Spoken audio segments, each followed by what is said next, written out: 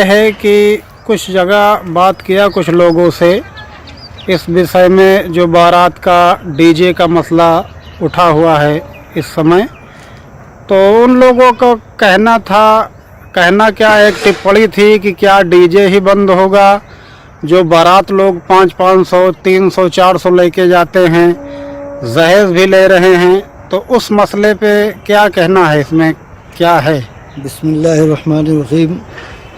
सबसे पहले तो हमारा टारगेट डीजे था कि किसी तरीके से पहले ये खुराफात ख़त्म हो समाज से। जी। उसके बाद इंशाअल्लाह रहमान बारात का मसला बड़ा अहम है, जहेज़ का भी मसला बड़ा अहम है। जी। और इस्लाम में लड़की वालों के यहाँ जिस एतबार से लोग आते हैं, ऐसा आना और इस तरीके से भूखे नंगे लोग आते हैं, खाने पे टूट पड़ते हैं, न किसी की इज़्ज़त का ख्याल, न किसी की गुर्बत का ख्याल, कुछ नहीं करते हैं, बस खाने पे टूट पड़ते हैं। ऐसे लोगों के लिए भी इस्लाम में कोई जगह नहीं है। इस तरीके की बारात का भी इस्लाम में कोई एतबार नहीं। इस्लाम में ऐसी कोई भी चीज़ नहीं है इस तरीके से लोग किसी के दरवाजे पर आएँ। बारात इस्लाम में रसूल गिरामी बावक़ार सल्लल्लाहु अलैहि वसल्लम की तारीख़ भी अगर हम पढ़ें, हज़रत फ़ातिमा की भी आई, किस एतबार से आई, अगर उस एतबार को देखा जाए तो मुसलमान को चाहिए कि सरकार सल्लल्लाहु ताला अलैहि वसल्लम के उसूल पर अपनी ज़िंदगी को गुजारे। रहा जहेज़ का मामला और बारात का मामला, इंशाअल्लाह रहमान बहुत जल्द एक बहुत बड़ी मीटिंग होने वाली है, जिसमें इलाके के तमाम लोग होंगे और जिसमें ये तय किया जाएगा कि इंशाअल्लाह बारात मुख्तसर से मुख्तसर लड़की वालों के घर ले जाया जाए और जहेज़ किसी भी सूरत में डिमांड का कोई भी इंसान सवाल नहीं करेगा, मांगेगा नहीं। हाँ, अगर कोई देता है अपनी मर्ज़ी से, जबकि अल्लाह के रसूल सल्लल्लाहु अलैहि वसल्लम ने अपनी बेटी फ़ातिमा को भी अपनी तरफ से कुछ नहीं दिया।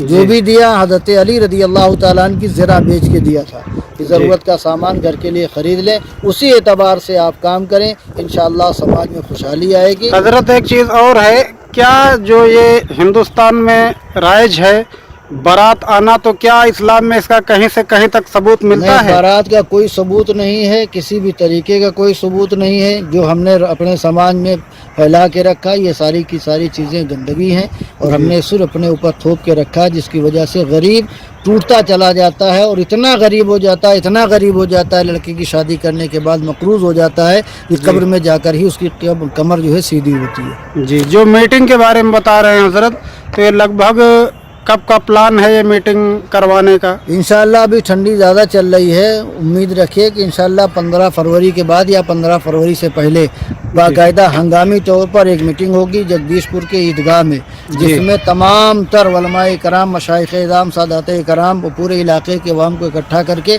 इस बात को तय किया जाएगा कि किसके यहाँ जाना है और कितनी बारात लेके कितनी तादाद में जाना है। मुख्तसर से मुख्तसर तादाद तय की जाएगी। अगर उस तादाद के मुताबिक शादियाँ होंगी तो हम तमाम जो हमारी जमात के 500 उलमाए कराम हैं, जो हमारी कमेटी में, सब शामिल होंगे। और अगर उस एतबार से नहीं होगी तो हम सारे उलमाए कराम ऐसे घरों का बाईकाट कर देंगे। जी जी, बहुत अच्छा है। अगर ऐसा हो जाता है हज़रत, तो बहुत सी शादियां के बगैर जो लड़कियां बैठी रहती हैं, ये सब सारे मसले हल हो जाएंगे और मुमकिन है कि मुस्लिम बच्चियां समय से उनकी शादी हो जाएगी। और दूसरी चीज़, जो बाप के ऊपर बहुत बड़ा बोझ होता है, लोग कर्जा लेकर के शादियां करते हैं, तो वो मसले हल हो जाएंगे इंशाल्लाह। मसला ये है कि अब अगर इसी तरीके से इतनी महंगी शादियां होती रहीं, हम तो देख रहे हैं, आप जगदीशपुर के कुर्ब जवार में नहीं, जगदीशपुर में देखिए, करोड़ों करोड़ों रुपए की 50 लाख रुपए के अहले सरवत मालदार लोग शादियां कर रहे हैं अपनी बेटी की। जी जी। और मैं अहले सरवत हजरात से गुजारिश करूंगा, जो मालदार हजरात हैं